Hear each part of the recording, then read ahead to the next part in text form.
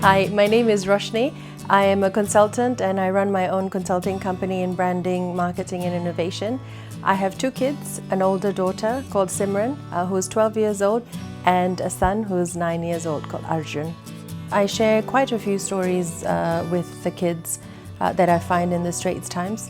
I started reading the Straits Times when I was primary 3.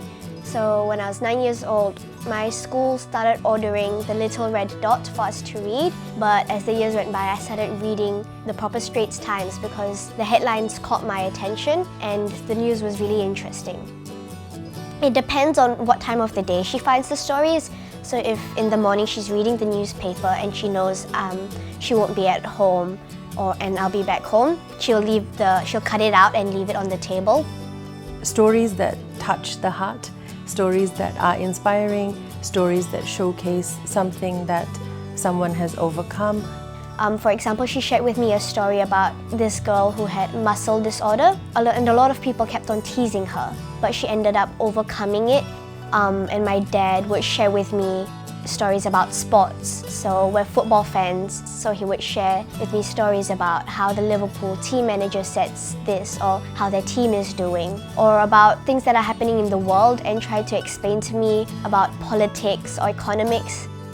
I would share some stories about the sports players, about their stories, because it's fun and I get to know about where the players are going and what team they're in. Someone my age should read the Straits Times because we get more general knowledge. We know more about what's happening in other parts of this world rather than being so self-centered or just learning whatever you learn in school because they don't teach you those kind of things in school. She shares with me things that intrigue her now, so I'm starting to see where her interests lie rather than me giving her things.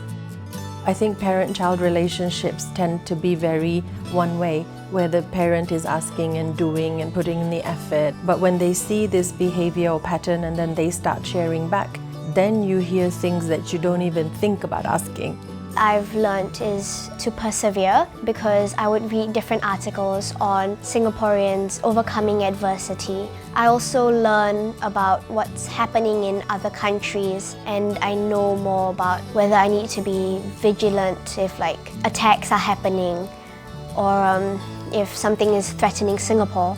I hope that they can become empathetic and I hope that they can think about situations from the other person's point of view and step into their shoes. I feel like these stories are worth sharing because if it inspires them to do something about it, then the action has already started.